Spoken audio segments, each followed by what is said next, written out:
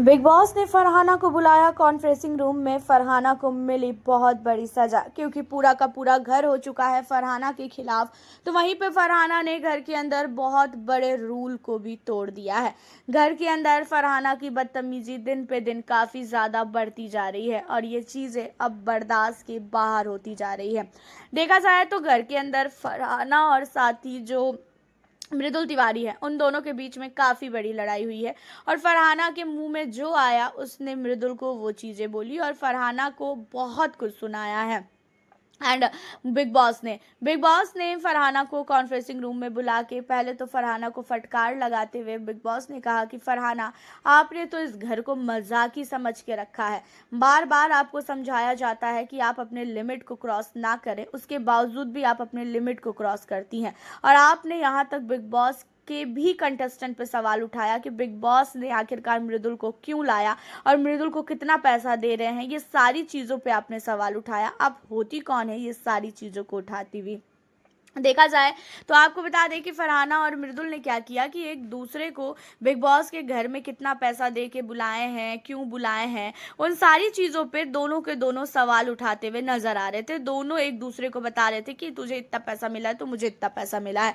और ये चीज़ें लीक नहीं कर सकते हैं कंटेस्टेंट। ये चीज़ें घर के अंदर चाहे जितनी भी लड़ाई हो जाए, ये सारी चीज़ों को लीक नहीं किया जा सकता है।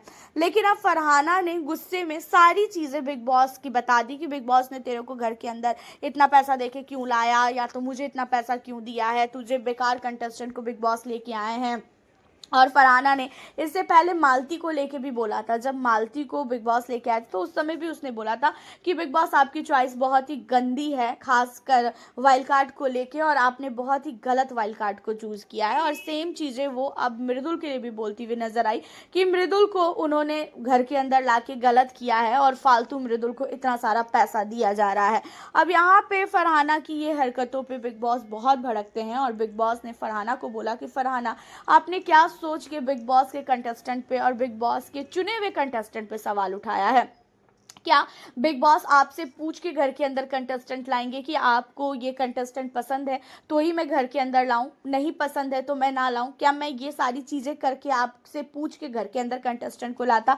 जहाँ पे फरहाना कहती है कि नहीं बिग बॉस, मेरा वो मतलब नहीं था, मैं गुस्से में थी और इसी वजह से मैंने ये सारी चीज़ें बोल दी और मुझे आपके लाए हुए कंटेस्टेंट से कोई भी ऐसी वो नहीं है।